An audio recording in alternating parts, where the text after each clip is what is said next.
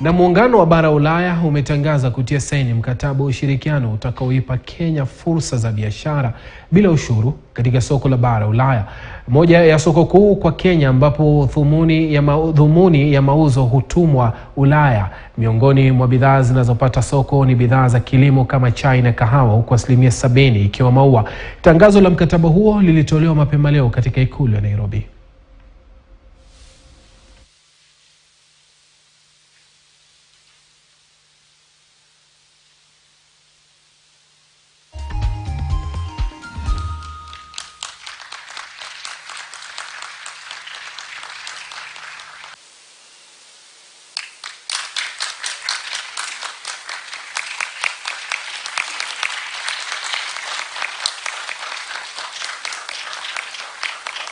During the course of my visit, I have engaged with businesses from both Kenya and the EU, and there is a strong appetite for boosting trade and investment partnerships on both sides. With this deal in place, we have the right platform to do so. Kenya's exports to the EU will be tariff-free from the day one after its entry into force.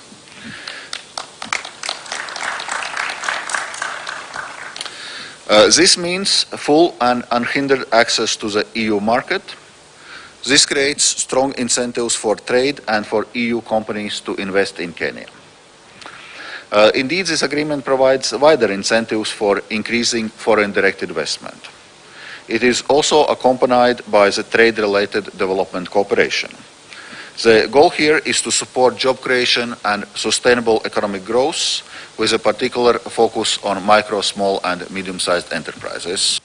The agreement will grant Kenyan products immediate duty-free, quota-free entry into the EU from the day it comes into effect. And in recognition of our varied stage of progress along the development journey, products from the EU will progressively receive duty reductions over a period of 25 years. Beyond trade, the agreement is also designed to stimulate investment and manufacturing. Consequently, Kenya is prepared to strengthen its manufacturing sector in order to enhance our exports to EU globally. We are finally ready to take our place as a global player in export-led manufacturing and services. I encourage European companies that import goods from Kenya to invest in value addition here and export finished value-added products out of Kenya. Waziri wa Afya Susan Nakhumicha amesema maafisa wa NHIF ambao walihusika kusaidia hospitali za kibinafsi katika ubadhirifu wa fedha watasimamishwa kazi, huku akitaka tume ya kupambana na ufisadi EACC kuingilia kati na kufanya uchunguzi wa haraka wa hospitali zinazotumia njia zisizo sahihi kupata malipo kutoka bima ya NHIF. Haya yanajiri baada ya uvumbuzi kwa hospitali za binafsi kaunti ya Meru na Nairobi zimekuwa zikiwanyemelea wagonjwa wenye bima ya NHIF kwa kuwalaghai kwa matibabu kisha kufyonza pesa kutoka kwenye bima hiyo.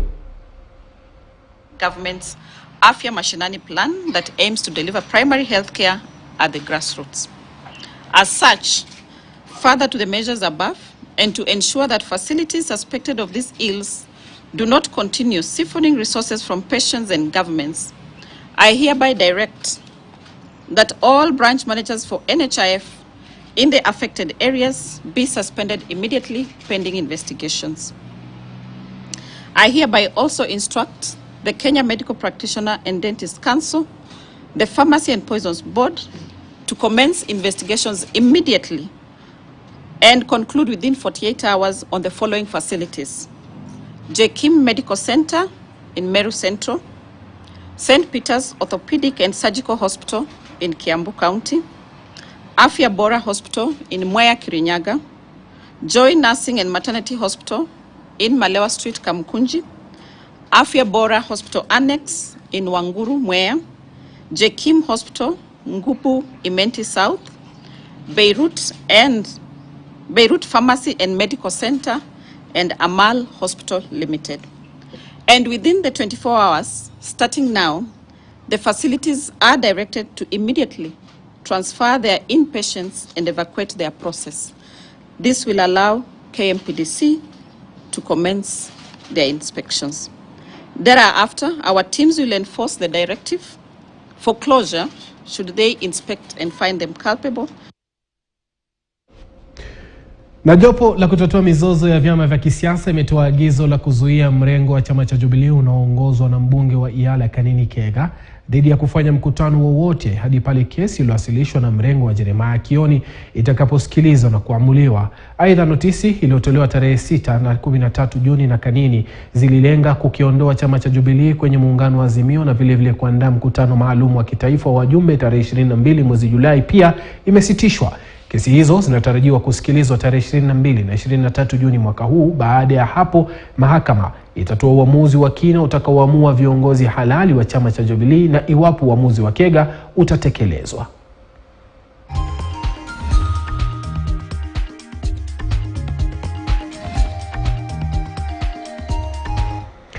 Na shughuli za kawaida zilikwama kwa muda mjini Naivasha, kaunti ya Nakuru baada ya vijana sehemu hiyo kufanya maandamano yaliyolemaza biashara. Baadhi ya vijana hao walikuwa wanalalamika hatua ya waandalizi wa mashindano ya magari ya Safari Rally WRC kukosa kuhusisha na ajira ya muda mfupi kama vibarua. Vijana hao walizifunga barabara muhimu mjini Naivasha na kuchoma magurudumu makuu ya magari kupaza hisia zao, hali iliyolazimisha polisi wa kupambana na ghasia kuingilia kati na kuwatawanya kwa kuwarushia vitoza machozi. Vijana hao pia waliwalaumu viongozi wao wa kisiasa kwa kukosa kupaza matakwa yao kwa waandalizi wa mashindano ya mbio za magari walipoona watu kutoka nje ya Naivasha wameajiriwa huku wao wakisalia mitaani. Hata hivyo, kamishna wa gatuzi dogo la Naivasha Mutua Kisilu alipuzilia mbali na kudai kuna vijana kutoka Naivasha ambao wameajiriwa tayari. Event international ina happen kwa hapa mtaani, watu wanafaa kubenefit ni vijana wao. 70% inafaa ku happen hapa. But hiyo imekuwa ni kinyume na sheria. Sisi kama vijana wa Naivasha hatuoni impact ya WLC kama sisi wenyewe hatu benefit. Hii ni message tunataka kupeleka kwa waziri. President alisema peana kazi. Tupe kazi, kuja kwa ground. We need an official engagement. History ya mtandaoni hatutaki. Ukuje utuambie kama kazi iko, kama iko pia tujue, lakini tunajua kazi iko. Hata kama hakuna tuwekea kitu kwa mifuko. Tuko njaa na hatuna kazi. Sisi tunauliza swali moja ya kwanza. Wenye wamehusishwa ni kina nani? Vijana wote wako hapa, ni siku 3 zimebakia to the event na hatujasikia hata kijana mmoja wa Naivasha amehusishwa. So that's the first question we need you Ababu na Mwamba to answer. The president alikuja hapa na akasema Ababu na Mwamba should consider Naivasha youth. Kweli maneno ilikuwa story ya jaba. We need to know that. WLC imefanyika huku for the past 3 years. Tujaipata any CSR. CSR yenye wanatupatia ati ni kuokota takataka. Surely. Vijana tumesoma tunapewa ati kuokota takataka. We need a bigger CSR kama amphitheater yenye itatusaidia, activate. We need something like yenye itatusaidia. Kuna uchungu sana. Last year hii event ili happen hapa, tukaenda kwa hizi event zote tukanyimwa nafasi.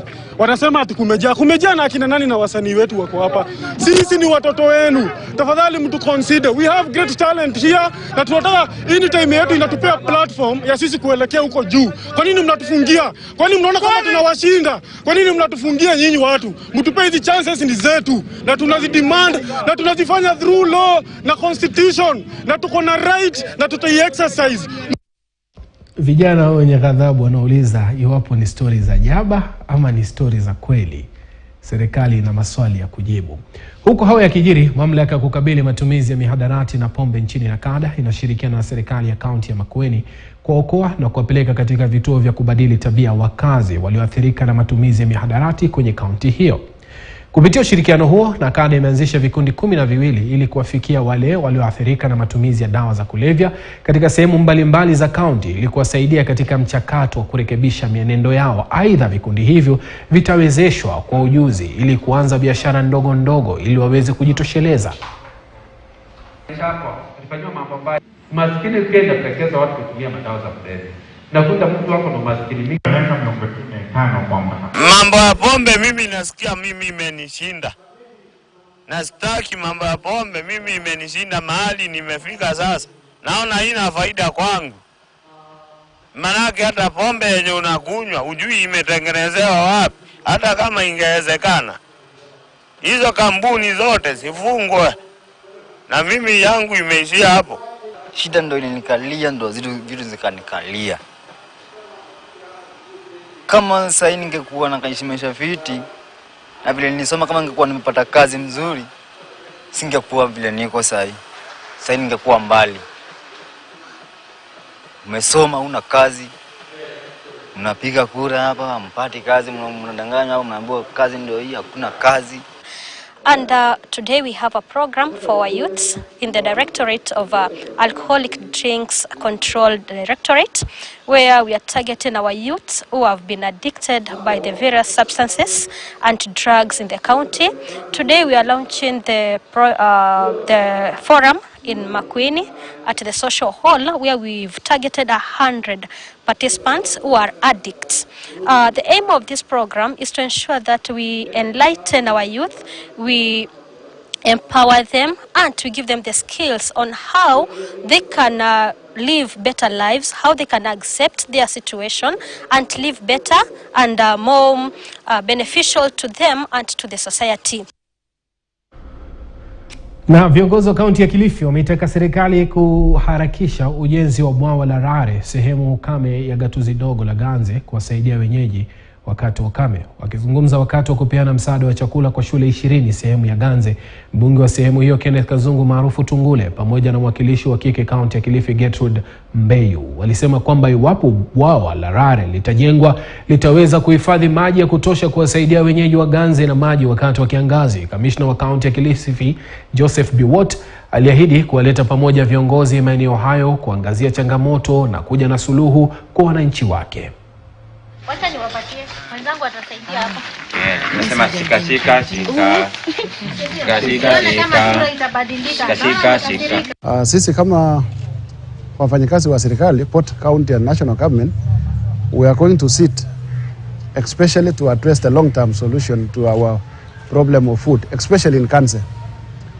Kanse constituency is badly hit, and the only long-term solution is to address the issue of depending on rain-fed agriculture. Tutaangalia mambo ya Rare Dam, which we have agreed with the county government, pamoja na political leaders, women rep, na mheshimiwa wa Kanse, to see how we can fast-track Rare Dam as a long-term solution to our major challenge on the agriculture.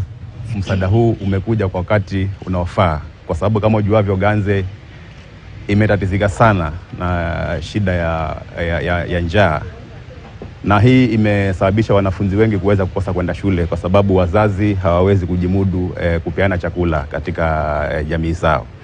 Na najua msaada huu utafanya wale ambao wote walikuwa wameacha kuenda shuleni waweze kwenda shule. Kwa hivyo mimi yangu ni kupeana shukrani sana na kuzidi kuomba wahisani wengine, kwa sababu hii chakula tumeambiwa itaweza kumaliza miezi 2 au 3.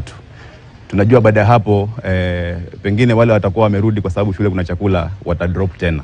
So ni kuomba wahisani zaidi waweze kuja kushikamana na shirika hili la Child Welfare Society of Kenya kuweza kusaidia Ganze zaidi. Mambo ya chakula na hizi sanitary towels ni mpango mzuri sana wa kufanya watoto wabaki shule. Hivi ninavyowaambia, mkienda kuanzisha mradi wa kupeana chakula, vitabu and hizo sanitary towels, mtapata watoto wetu kwa hizi shule zote 20 mnaenda kugawa hichi chakula wiki hii moja.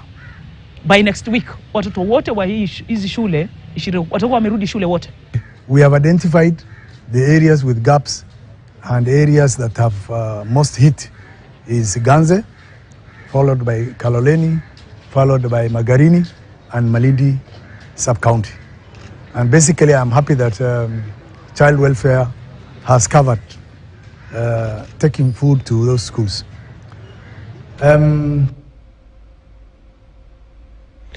Na gavana wa Nairobi Johnson Sakaja amezindua mradi wa lishe katika kaunti ya Nairobi unaolenga kuwapa wanafunzi 250,000 chakula kwenye shule za msingi za umma hapa jijini Nairobi. Akizindua mradi huo wa kima cha shilingi bilioni 1.2, Sakaja alisema wazazi watahitajika tu kutoa shilingi 5 kila siku, huku kaunti ikiongeza salio. Mradi huo unaoitwa Dishi na Kaunti ni wa aina yake nchini na unalenga wakazi wa maeneo ya mtaa ya mabanda na maeneo bunge ya Dagoretti North, Embakasi Central, Embakasi South, Kasarani, Kibra, Makadara, Starehe na kadhalika. We are doing 10 kitchens in 10 weeks. In the morning, my team was in Mukuru kwa Njenga. Mimi nimekuwa Njiru. Kuna wengine wako Ruaraka. All over Nairobi. After this, I'm going to Mudangari and Farasi Lane. All of those kitchens will be done in 10 weeks. Once we feed children in public primary schools, lazima tufikirie wale wengine who go to the informal schools, because they also need the food as much. Si ni kweli? Nyinyi ni watu wa kushare chakula? Will you be sharing? You know, in one of the schools where we feed them, watoto wanakula, madam head teacher, they don't even finish. They carry some home, because back home pia kuna wengine who still need that food. Lakini nyinyi mkule, mushibe, munone kama governor, sawa? Ama ni aje? Simtanona kama mimi? But also as you eat, you also play. You must run and you must keep fit. Bila shaka ni mpango wa dishi na county. Tuelekee county ya Mombasa ambapo gavana wa county ya Mombasa Abdulswamad Sharif Nasir amemwagiza waziri wa county anayesimamia masuala ya ardhi na uchumi wa bahari kusuluhisha tatizo la bandari ndogo za wavuvi zinazoathirika kazi zao. Akizungumza katika fukwe za Sheli huko Likoni Mombasa wakati wa kuangazia shughuli za uchumi wa bahari na kupeana vifaa vya uvuvi kwa wavuvi hao, gavana Nasir aliwahakikishia jamii ya wavuvi kuwa tayari county ilitoa sehemu 12 kati ya 16 kutumika kama vituo vya usimamizi wa shughuli za wavuvi ili kuondolea changamoto. Aidha, alisema taasisi ya mafunzo ya Mtongwe itaandaa mtaala maalum wa mafunzo ya uchumi wa bahari. Katika ile Dongo Kundu tunataka kupata environmental impact assessment ili ambapo kwamba tuweze kujua athari itakayoweza kuwekwa katika bahari yetu. Wavuvi wetu kama wataathirika, tutaweza kuwasaidia kwa njia gani? Hakuna anayekataa maendeleo, lakini mimi kama Abdulswamad sikubali maendeleo ikiwa watu watakuwa ni wenye kudhalilika. Haya watakuwa si maendeleo, tunaregesha watu nyuma. Na ikiwa mtu ataweza kuumia, ni lazima aweze kupatiwa mkono, aambiwe ya kwa wewe lako lilikuwa ni mkono wa kushoto, sasa chukua huu mkono wa kulia, ili hii njia ya katikati iweze kuwa ni muafaka na ndio njia ambayo kwamba tutaweza kuipita. Wakati wa kampeni tulitembea una ufuo wote gavana. Tukawa kule chini kwa BMU pale ya watu wa Timbwani ambao tumewajengea shedi lao pale, na wewe ukiwa pale pamoja wakakuambia mambo ya landing site. Landing site is a tall order. Landing site is a big problem kwa wavuvi wetu gavana. Hapa kuna watu walikuja hapa wakajenga hospitali kama Stella Maris, kama Stella nani hapa. Wakatengeza hapa na nyingine siju Consolata. Walikuwa wako na pali padogo. Hivi walijipeleka mbele paka wakachukua landing site zote za wavuvi. Sasa jamani, hata kama mgeni akija yuwakaribishwa, mwenyeji yuwatupwa. Tusonge mbele, mwenyeji njoo. Mbunge wa Likoni huyo. Tusonge mbele tuangalie taarifa nyingine. Shughuli ya upasuaji wa mili 94 iliyofukuliwa Shakahola iliendelea tena hii leo ikiwa ni awamu ya 3 katika makafani ya hospitali ya Malindi. Akizungumza hapo jana, waziri wa usalama Profesa Kithure Kindiki aliweka wazi kwamba hadi kufikia sasa ni mili 336 ambayo imefukuliwa katika msitu wa Shakahola. Kwa sasa shughuli ya ufukuzi imesitishwa hadi shughuli ya upasuaji wa mili hiyo 94 ikamilike.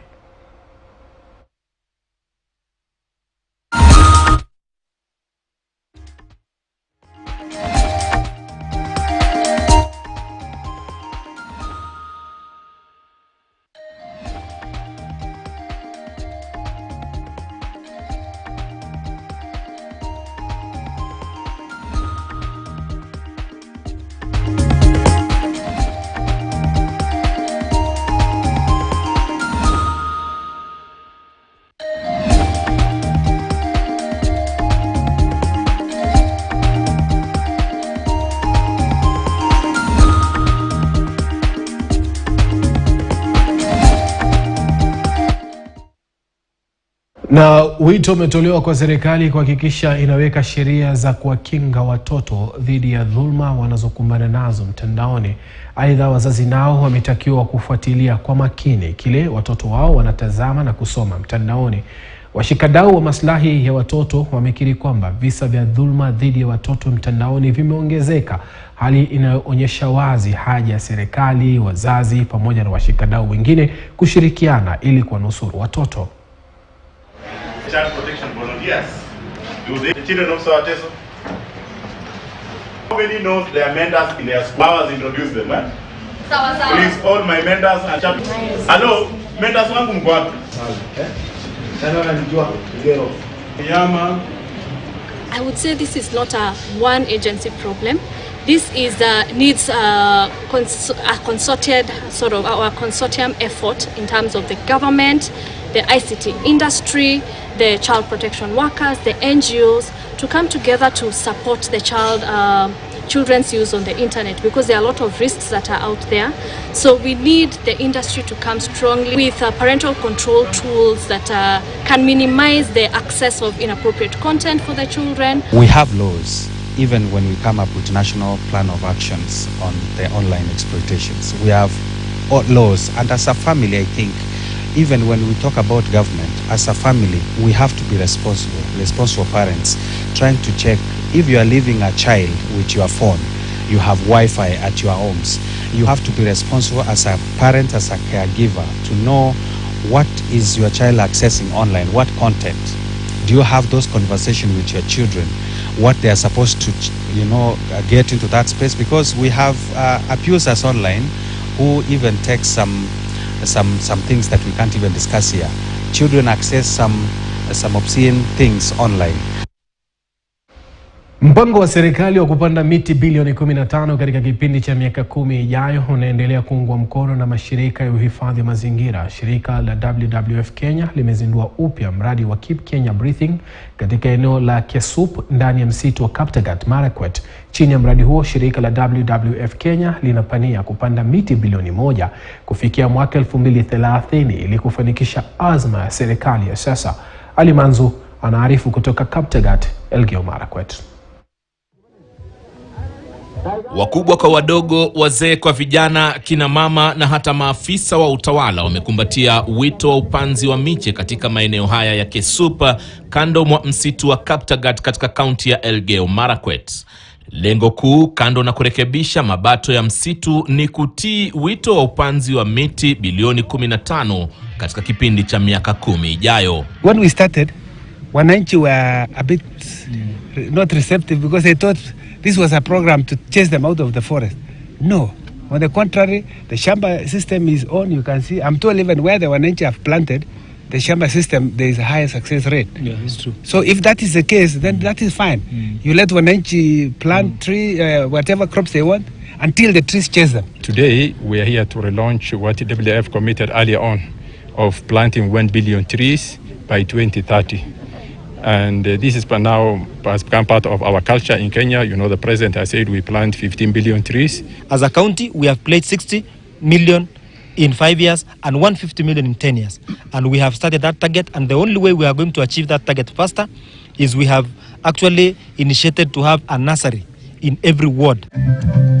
Jitihada hizi zinayahusisha makundi ya kina mama na vijana ambao hapo awali walikuwa wagemaji wa pombe haramu na wenye mienendo ya kukata miti ovyo kando mwa msitu wa Kaptagat. Lakini sasa wanasaidia kuzuia uharibifu huo wa msitu. Tuliona hii kazi yetu Simba ya environment, tukawacha pombe completely. Sasa hata tunasomesha watoto wetu wafukusi kwa shule, tunakula vizuri. The only challenge yenye tuko nayo ni market, red market. Kulikuwa na tatizo sana. Sababu kulikuwa na ufamisi wale wenye anafanya logging kuiba. Kama kwetu huku nyuma kuna eneo lenye ni mteremko. Kuna wenye walikuwa nakata wakiteremsha. Huku juu kuna wenye walikuwa naiba wakipeleka kwao. So msitu sasa kwa kupitia program ya CFA imeweza kuwa managed vizuri.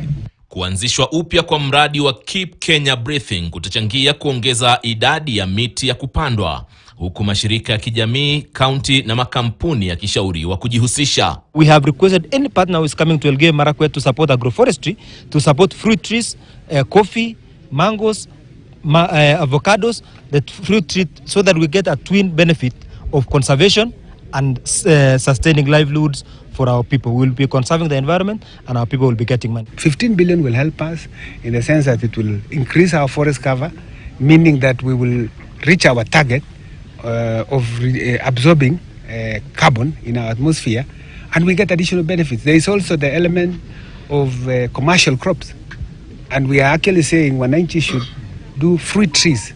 Wito umetolewa kwa Wakenya kukumbatia upanzi wa miche kwa kuwa kuna siku taifa la Kenya litategemea zaidi pato lake la kitaifa kupitia misitu. The countries called Sweden and Finland get 60% of their GDP from forestry.